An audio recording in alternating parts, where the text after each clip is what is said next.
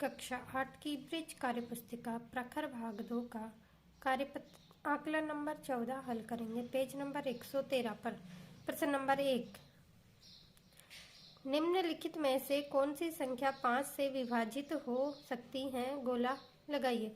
तो यहाँ पर हमें ये संख्याएं दे रखी है, इनमें से कौन कौन सी संख्या 5 से विभाजित हो सकती है उसे हमें गोला करके दिखाना।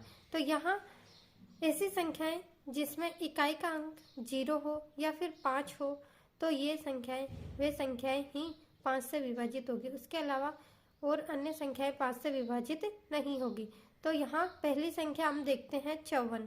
तो 54 में इकाई का अंक 4 है और ये 5 से विभाजित नहीं होगी। इसके बाद 60 में इकाई का अंक 0 है, तो यहाँ ये संख्या 5 से विभाजित होगी।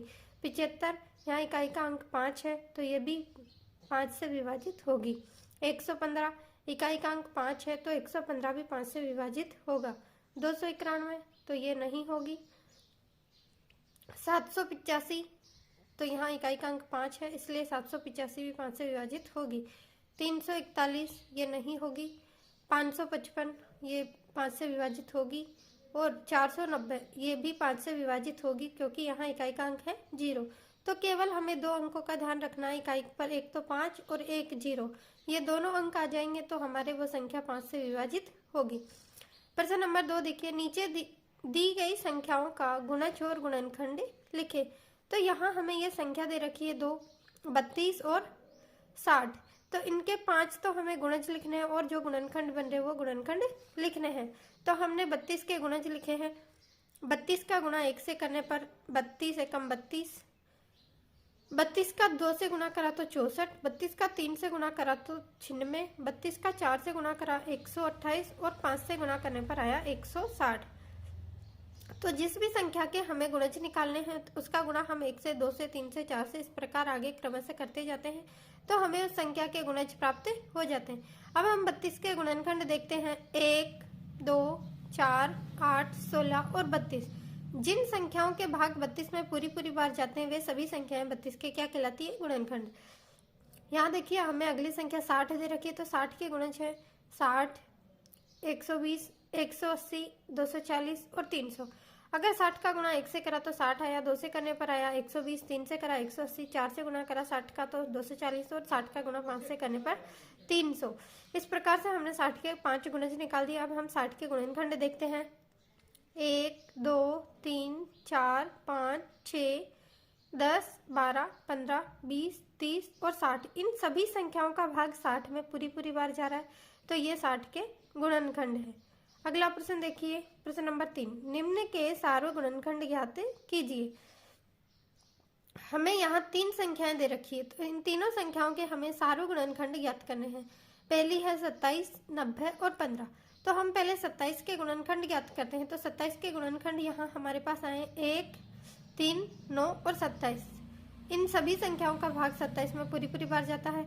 इसके बाद हमने 90 के गुणनखंड ज्ञात करे, तो 1, 2, 3, 5, 6, 9, 10, 15, 30, 45 और 90।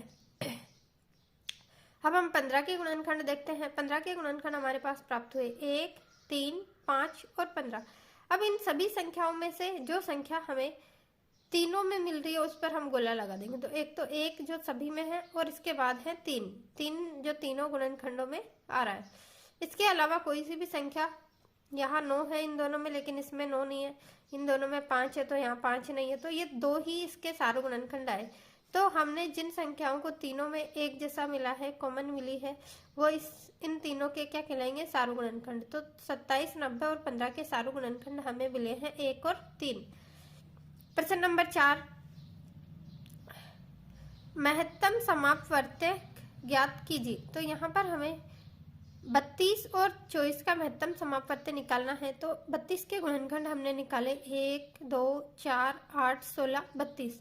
ये 32 के गुणनखंड हमने यहाँ भी निकाले थे। अब देखो 24 के गुणनखंड हमें मिले 1, 2, 3, 4, 6, 8, 12 और 24।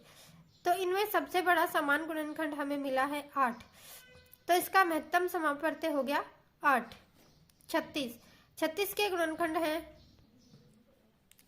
36 के गुणनखंड यहाँ है 1, 2, 3, 4, 6, 9, 12, 18 और 36। और 72 के गुणनखंड है 1, 2, 3, 4, 6, 8, 9, 12, 18, 36 और 72। तो यहाँ सभी गुणनखंड सेम मिल रहे हैं, लेकिन इसमें हमें सबसे बड़ा गुणनखंड देखना है। तो सबसे बड़ा गुणनखंड हमारे पास 36 है, तो 36 और 72 का महत्तम समापवर्तक हो जाएगा 36। प्रश्न नंबर 5, 50 से 100 तक की संख्याओं में जो संख्या भाज्य नहीं है उस पर गोल घेरा बनाए। तो केवल 50 से लेकर 100 तक की देखनी, इसके बाद की हमें नहीं देखनी। यहाँ लिखा हुआ है 50 से 100 तक की अभाज्य संख्या है, जो संख्या से भाज्य नहीं है, मतलब इसका मतलब है जो 50 से लेकर 100 तक की जो अभाज्य संख्याएं हैं उन पर हमें गोल घेरा लगाना है। तो यहाँ देखिए 53 एक ऐसी संख्या है जिसमें केवल 53 का भाग जाता है और 1 का जाता है, मतलब खुद संख्या स्वयं और 1 का भाग जाता है, उसके अलावा किसी और संख्या का भाग नहीं जाता है, तो वो संख्या अभाज्य संख्या कहलाती है। इसी प्रकार 59, 61, 67, 71, 73, 79, 83, 89 और 97 ये सभी संख्याएं हैं जिसमें केवल 1 का और इस खुद संख्या का भाग जाता है। जैसे 97 है तो 97 में केवल 1 का भाग जाएगा और 97 का भाग जाएगा, इसके अलावा कोई संख्या का भाग नहीं जाएगा। तो हमने केवल 100 तक की देखी, इसके बाद वाली संख्या हमने नहीं देखी है। अगला देखिए प्रश्न नंबर 6, निम्नलिखित में से कौन सी संख्याएं 3 से विभाज्य है, हाँ या ना में जवाब दे। हमें यहाँ 3 से विभाजित होने वाली संख्याओं को बताना है कि कौन सी संख्या विभाजित है, तो उसके सामने हम लिखेंगे हाँ, अगर विभाजित नहीं है तो लिखेंगे ना।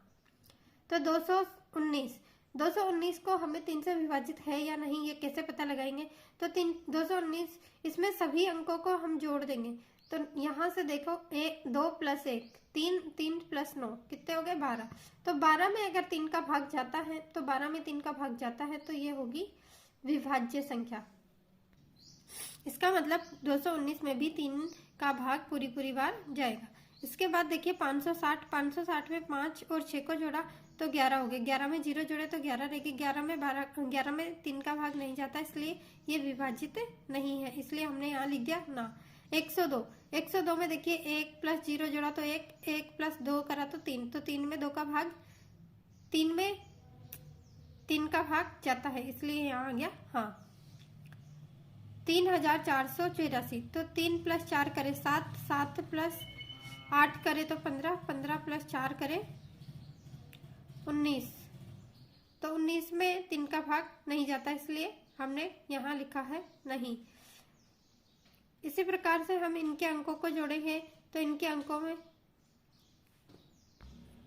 यहाँ देखिए 5 + 9 14, 14 में हमने 3 जोड़े तो हो गए 17, और 17 + 1 करा तो 18, 18 में हमें 3 का भाग पूरी बार जाता है, इसलिए इस पूरी संख्या में भी 3 का भाग जाएगा। अगली संख्या देखिए 1302, तो 1 + 3 करा 4 और 4 + 2 करा तो 6, तो 6 में 3 का भाग जाता है, इसलिए 1302 में भी 3 का भाग जाएगा, तो यहाँ हमने लिख दिया हाँ। अगली संख्या देखिए 12459, तो इसमें इनके अंकों को जोड़ेंगे तो उसमें 3 का भाग जाएगा, इसलिए यहाँ आ गया हाँ। 66520 में नहीं जाएगा, और 97266 में भी 3 का भाग जाएगा। इसके अंकों को जोड़ के देख लो एक बार। तो यहाँ देखिए 9 + 7 किया हमने तो आया 16, 16 में 2 जोड़े 18, 18 + 6 24, 24 + 6 करा तो आया 30, तो 30 में 3 का भाग पूरी बार जाता है, इसलिए 97266 में भी 3 का भाग जाएगा, तो यहाँ हमने लिख दिया हाँ। अगला क्वेश्चन देखिए प्रश्न नंबर 7, दी गई संख्याओं का गुणनखंड लिखे और बताइए कि दी गई संख्या भाज्य है या अभाज्य। तो हमने यहाँ संख्या दे रखी 48, 35, 63 और 57। इसके हमें पहले गुणनखंड लिखने और ये संख्या बतानी है कि भाज्य है कि अभाज्य। तो सबसे पहले हम 48 के गुणनखंड निकालते हैं। तो 48 के गुणनखंड आए 1, 2, 3, 4, 6, 8, 12, 16, 24 और 48। तो इन सभी संख्याओं का भाग 48 में जाता है, तो ये संख्या भाज्य है। अगर केवल एक खुद संख्या और उसके अलावा 1 का भाग जाए तो वो संख्या भाज्य आती है, लेकिन यहाँ तो बहुत सारी संख्याओं का भाग जा रहा है, इसलिए ये संख्या क्या होगी भाज्य। अगला देखते हैं 35। 35 में देखो 1 का, 3 का, 5 का और 15, ये इसके क्या है गुणनखंड, इन सभी का 35 में भाग जाता है, तो ये संख्या भी है भाज्य। 63 में है 1, 7, 9 और 63, ये 63 के गुणनखंड है। इन सभी संख्याओं का भाग 63 में जाता है, इसलिए ये संख्या भी भाज्य संख्या है। 57 में 1, 3, 19 और 57, ये 57 के गुणनखंड है और 57 संख्या भी एक भाज्य संख्या है। इस प्रकार से हमारा आकलन नंबर 14 पूरा हुआ।